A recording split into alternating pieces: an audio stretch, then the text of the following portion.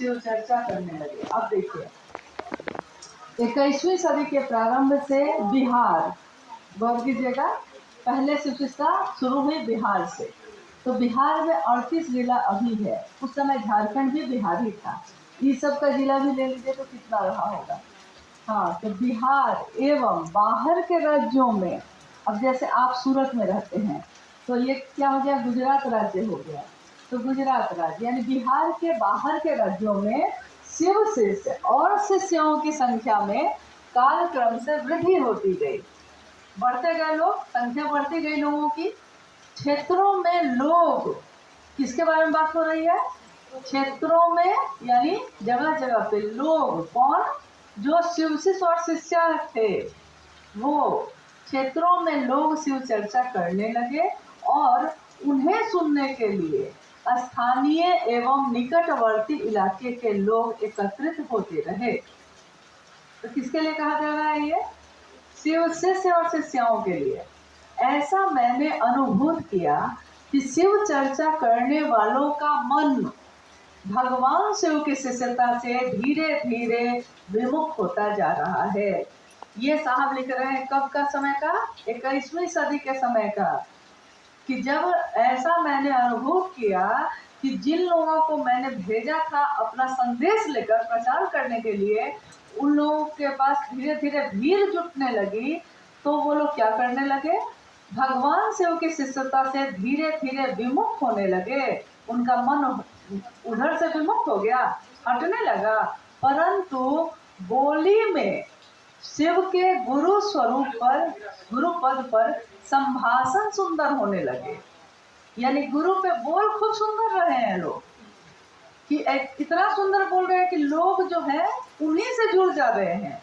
परंतु भगवान शिव के शिष्य का भाव विमुख हो रहा है, मन हट रहा है वहां से और धरती का सम्मान पकड़ रहा है।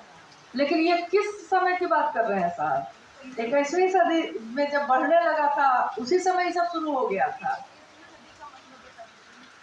जैसे 20वीं सदी अपने अवसान पे था 1980, 21वीं सदी हो गया 1990। हाँ, 90 से शिष्यानुभूति भी उसी समय छपी ना। हाँ, इसीलिए बोले। परंतु बोली में शिव के गुरु पद पर संभाषण सुंदर होने लगे। कुछ वक्ताओं में सम्मान सुविधा के साथ धनोपार्जन की भी कुत्सित मनसा विकसित हुई। कुछ जो वक्ता थे उस समय, उन लोगों में सम्मान को भी मन पकड़ लिया उनका, सुविधा यानी अभी भैया कैसे बोले कि अगर आप गए हैं, आपके गुरु भाई गुरुवान है, आपको भोजन करा दिए तो आप कर लीजिए, कोई बात नहीं।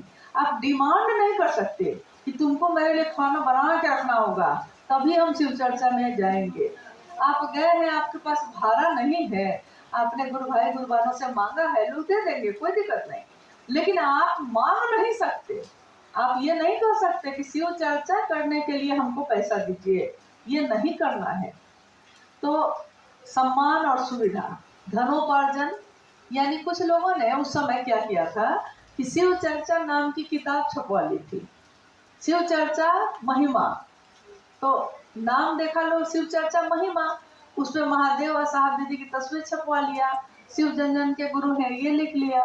तो लोगों को लगा कि ये तो साहब के द्वारा लिखा होगा, जबकि ये तो साहब के द्वारा था नहीं। उसमें कहानी डाल दी गई, कुछ भजन गीत लिख कर लोग डाल दिए, कहानी लिख कर डाल दिए कि अमुक जगह पे एक नाग निकला तो उसने कहा कि अगर इतने जगह जाके, हाँ, इस तरह की। ये शिव चर्चा है ही नहीं, लेकिन नाम उसको दे दिया शिव चर्चा का।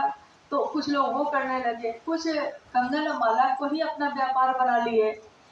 अगर 20 रुपए का कंगन है तो उसको किसी रंग से काला कर दिए और 1100 में बेचने लगे। तो ये धनोपार्जन की भी कुत्सित मनसा विकसित हुई, बढ़ी। यह मेरे लिए अत्यंत दुख का कारण था और है भी। यानी ये बीमारी खत्म नहीं हुई है, उस समय शुरू हुई थी, अभी भी है जगह जगह। यही साहब लिख रहे हैं। मेरे अत्यंत नजदीकी लोग भी शिव चर्चा की आड़ में अपनी लौकिक ऐसनाओं की पूर्ति में लग गए।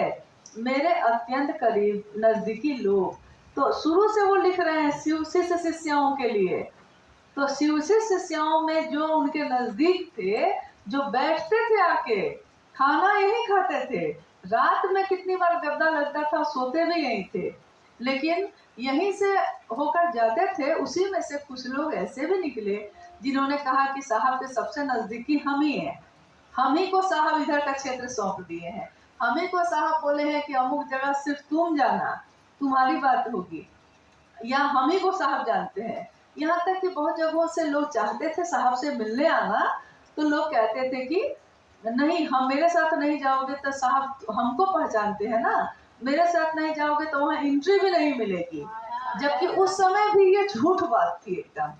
दूसरा है कि जब देवघर में साहब थे तो खुली जगह थी, तो जितने लोग आते थे मिल लेते थे। फिर कठर मोड़ आए तो वहाँ भी थोड़ी खुली जगह थी। फिर साइंस सिटी में 1 साल रहे तो वहाँ जगह का अभाव था। लेकिन यहाँ जब आए वो, तो यहाँ जो जगह है जितनी, उसके अनुसार बीच बीच में वो समय देते थे। उन्होंने कहा था कि कुछ लोगों को मतलब नाम लिखवाते रहिए, जो भी फोन करता है मिलने के लिए आप उनका नाम लिखवाइए, लेकिन जब मैं समय दूंगा उसके अनुसार इसमें भेद नहीं होना चाहिए। ये भी साहब ने साफ कह दिया था हम लोगों को कि ये नहीं होना चाहिए कि कुछ वीआईपी लोग आकर हमसे मिल लेंगे और जो सामान्य गुरु भाई गुरुवान है वो नहीं मिलेंगे, ये नहीं होगा। जो पहले नाम लिखवाएगा मिलने के लिए उसको सीधे समय देते जाइए। तो उस समय हाँ, ये जिम्मेदारी भी चूंकि मुझ पे और मंडल सर पे सौंपी गई थी। और यहाँ के जो 2-3 गुरु भाई लोग हैं, सरिता है, राजेश जी हैं, गौतम है, इन लोगों को भी कहा गया था कि जो लोग भी आप लोग से बात करे, आप एक रजिस्टर पे उन लोग का नाम लिखिए। और जैसे ही, जैसे अब साहब कह रहे हैं अगर कि मैं 5, 6, 7 मिलूंगा, तो अगर 1 से 10 तक में जो नाम लिखवाया है उन लोगों को समय दिया जाता था। और कभी भी यहाँ मिलने के लिए या कहीं भी मिलने के लिए कभी किसी से किसी तरह का डिमांड नहीं किया गया। जो कभी कभी सुनने में आता है कि कोई कहता है, कोई कोई समझाता है कि हाँ पैसे का डिमांड किया जाता था, तो ये भी बिल्कुल हवा की बात है, क्योंकि यहाँ मिलने में पैसे की जरूरत ही नहीं थी, कहीं भी ऐसे मिलने में तो जरूरत नहीं थी। हाँ, किसी संगोष्ठी में अगर आप आ रहे हैं तो संगोष्ठी या कार्यशाला जब बीच में होती थी तो उसमें क्या होता था कि सहयोग राशि सबको अपना अपना जमा करता था, यहाँ तक कि हम लोग भी जमा करते थे उसमें। तीनों संस्था न्यास है तो हम भी उसमें तीनों में सदस्य हैं, अनुभया भी है, लवली भी है, अमित भी है, मनुबाबू भी है, निहारिका भी है। तो हम लोग सब हैं तीनों संस्थाओं में, क्योंकि जिसको साहब ने बनाया उसको हम आपको कह रहे हैं कि सहयोग कीजिए, तो हम भी तो उसी में है ना। हम ऐसा तो नहीं विशिष्ट हैं, आप अलग हैं हम अलग हैं। साहब के ने शिव शिष्यों के लिए जैसे ही बात कही तो उसमें तो सब एक जैसे हैं, तो उन सबको उनके आदेश के अंदर ही रहना होगा ना, तो हम लोग भी करते हैं। यही बात साहब ने लिखी है कि मेरे अत्यंत नजदीकी लोग भी शिव चर्चा की आड़ में अपनी लौकिक आशाओं की पूर्ति में लग गए। तो कुछ तो ऐसा करने लगे, कुछ लोगों ने कभी आरसिया में रोज में ली क्या क्या क्या क्या, जो नहीं उस समय बहुत सारी चीजें चल रही थी जिसमें लोग जैसे जोड़ते थे लोगों को, क्या कहते हैं उसको, नेटवर्किंग। हाँ, नेटवर्किंग। तो आप सुनिएगा ध्यान से। तो फेसबुक लाइव पे जब साहब की चर्चा आई थी तो जहाँ पे अभी मंडप है वहीं पे साहब बैठे थे, और उनका जो पेज है हरिंद्रानंद, उसी पेज से फेसबुक पे लाइव आए थे साहब। उस चर्चा में भी उस दिन साहब ने इस बात को कहा है कि अनु भैया शुरू किए हैं, तो वो बोले हैं कि भाई इस तरह की खबर आ रही है कि अगर कोई नेटवर्किंग करते हैं आप लोगों से तो ऐसा मत करिए। और साहब भी चर्चा में अपने ये बात बोले हैं उस दिन। मतलब अब जाके आप इसको खोज के सुनिएगा, ध्यान से पूरा सुनिएगा, लेकिन हमेशा पूरी बात सुनिए, हमेशा पूरी बात पढ़िए तो समझ में आ जाएगा। तो ये कौन लोग थे जो आते थे यहाँ, एकदम नजदीक बैठते थे और एकदम साहब को यही भरोसा देते रहते थे कि मतलब हमसे ज्यादा आपका अपना कोई नहीं है। तो अत्यंत नजदीक बैठे लोग में से कुछ लोग, सारे लोग नहीं, अगर सारे लोग ऐसे होते तो शिव शिष्यता इतनी व्यापक नहीं होती। अगर 1,00,000 लोग हैं किसी जिला में तो 1-2 लोग ऐसे थे, बाकी 99,000, अगर 999 आदमी एकदम बढ़िया से चल रहा है, तभी ना शिवशिष्टता इतनी है। लेकिन एक आदमी कोई जिसके मन में ये चाहत है कि मेरे कहने से इतने लोग साहब से मिलने जाते हैं, तो ये सारे लोग यानी कि मेरे हैं, मेरे अंदर आए कैसे, ये भावना भी पैदा हुई। ऐसा हुआ था, बहुत राज्यों में हुआ था, ऐसा नहीं सिर्फ बिहार में हुआ था, गुजरात में भी हुआ था। हाँ, ये खबर उस समय यहाँ भी आई थी। तो यही साहब लिख रहे हैं कि वो अपने इसकी आड़ में अपनी लौकिक वासनाओं की पूर्ति में लग गए। मेरे द्वारा इसका विरोध स्वाभाविक था, स्वाभाविक है साहब इसका विरोध करेंगे। फलतः ऐसे लोग मेरे आंतरिक विरोधी हो गए और हैं भी। इसलिए ऐसे लोग अंदर अंदर से साहब के विरोधी हो गए, लेकिन वो ये जानते थे कि साहब और दीदी का नाम लिए बिना मेरी बात सुनेगा कोई नहीं, इसलिए नाम तो साहब दीदी का ही लेते थे, परंतु आंतरिक वो जो थे साहब के विरोधी जैसे व्यवहार करने लगे। और उन लोगों ने बहुत लोगों को यहाँ आने तक से हमेशा रोकने का काम किया, साहब सीधे नहीं मिलते हैं, मतलब हाँ, जबकि ऐसा कुछ नहीं था। साहब ने तो महादेव के लिए ऐसा ही कहा था। साहब ने कहा था कि महादेव भी बहुत सरलता से मिलते हैं, परंतु आप कठिन कर्म कांड करने लगते हैं। मैं शिव का शिष्य हूँ, मैं भी उतनी ही सरलता से मिलता हूँ। आप आए कब कि मैं आपसे नहीं मिला? कौन यहाँ आया जिससे मैं नहीं मिला? तो आप दूर बैठे सोचे खुद ही, कोई समझा दिया, आप समझ गए। क्या आपने हमसे बात की? नहीं। क्या आप यहाँ आकर साहब के पास खड़े हो गए और साहब तब भी नहीं मिले? ऐसा भी नहीं हुआ।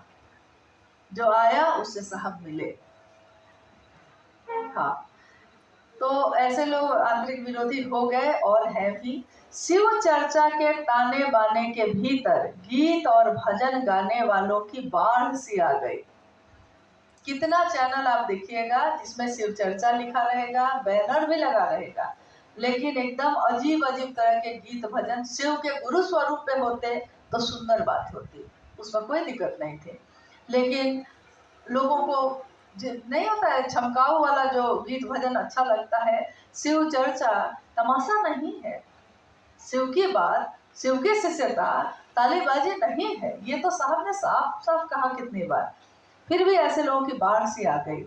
अब देखिए, जादू टोना जैसे कृत्य जिसमें पानी फूंक कर देना, ओझा गुनी का काम करना आदि शिव गुरु चर्चा की अवधारणा के लिए संघात का काम कर रहे थे। कुछ लोग जादू टोना से लोगों को झाड़ने लगे, कुछ लोग पानी फूंक कर देने लगे, कुछ ताबीज बना के देने लगे। तो ये सब शिव गुरु चर्चा की अवधारणा के संघात, मतलब उसको घायल कर रहे थे इस अवधारणा को।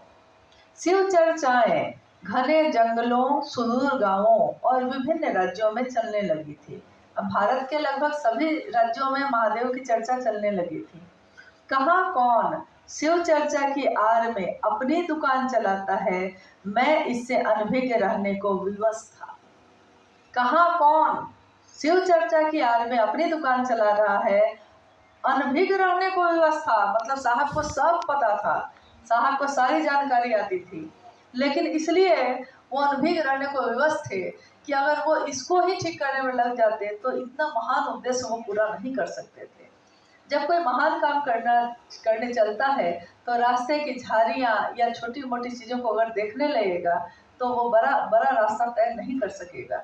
इसलिए साहब इसके लिए अनभिज्ञ रहने को विवश थे। कतिपय स्थानों के लोग, इसलिए मैंने कहा पूरा पढ़िए, कतिपय स्थानों के लोग मेरे मना करने का संवाद भेजने के बावजूद अपने मन की करने को आमादा थे और है भी। हमेशा साहब ने गर्मी के समय में जब भीषण गर्मी पड़ती है हमेशा ये निर्देश दिया कि बड़े बड़े शिव चर्चाओं का आयोजन मत करिए, बहुत गर्मी है, लू चल रही है।